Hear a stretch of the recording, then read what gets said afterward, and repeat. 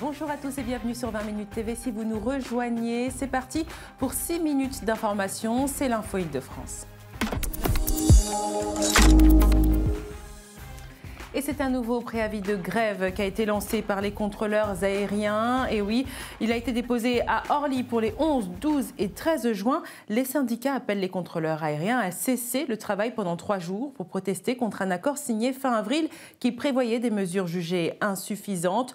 De son côté, le syndicat majoritaire a refusé de se joindre au mouvement et a fustigé un fond de désinformation derrière l'initiative. Le trafic aérien risque d'être très perturbé la semaine prochaine.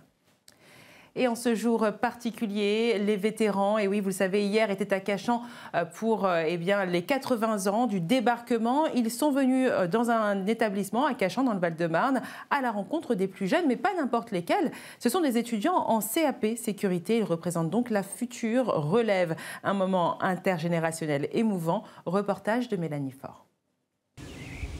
Des invités d'honneur ont fait le trajet des États-Unis. Le foyer Roger Keller de Cachan accueille ce vendredi 6 vétérans de l'armée américaine. Une longue journée de voyage en vue d'une date symbolique, les 80 ans du débarquement du 6 juin 1944. Les jeunes, vous récupérez les bagages, vous amenez tout devant le château, c'est parti. On est fiers et honorés de leur présence à l'établissement.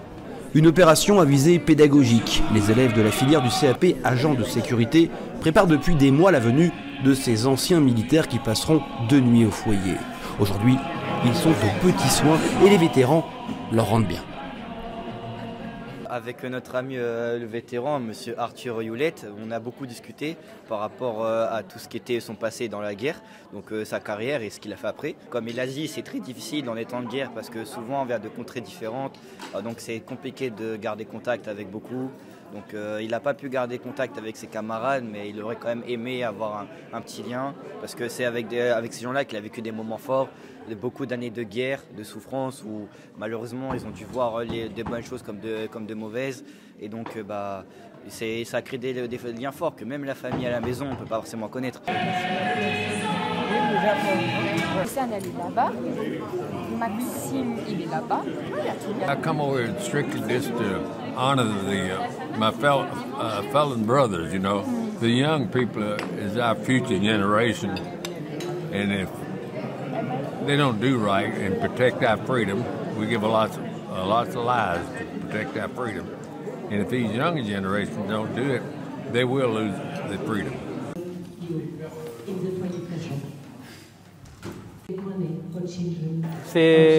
L'accueil se passe bien, les vétérans sont contents, les jeunes sont contents. On voit de l'émotion. Ouais. C'était le but, symboliser le devoir de mémoire et coller à la réalité de ceux qui ont donné leur vie pour la France. Et donc, pour tout le monde, c'est de l'émotion et de la fierté.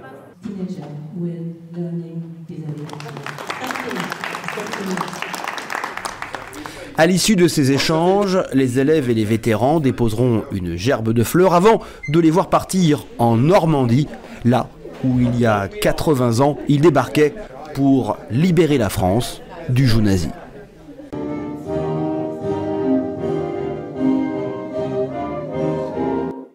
Et 4 ans après le premier confinement qui avait mis le pays totalement à l'arrêt, le bilan vient de tomber.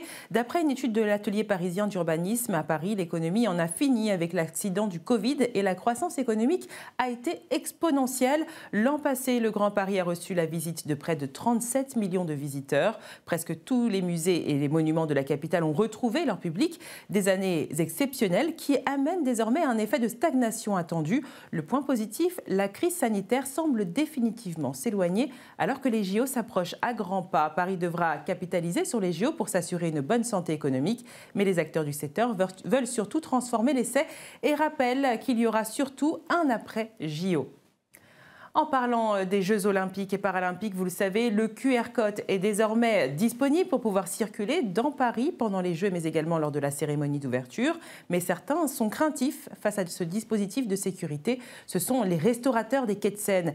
Ils craignent que cela ne décourage les potentiels clients. Ils se sentent lésés dans cette affaire.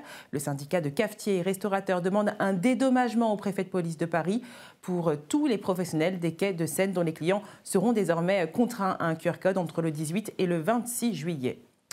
On poursuit en Seine-et-Marne où SOS Médecins demande de l'aide pour pouvoir continuer à soigner ses patients dans les meilleurs délais et les meilleures conditions. Pour cela, le conseil municipal de Melun a voté une demande de subvention à l'État pour participer à des travaux d'agrandissement des locaux qui reçoivent 150 patients par jour en moyenne. Si ce n'était pas le cas, le départ de SOS Médecins de Melun priverait de soins la patientèle du quartier de l'Allemont, de la ville et bien au-delà.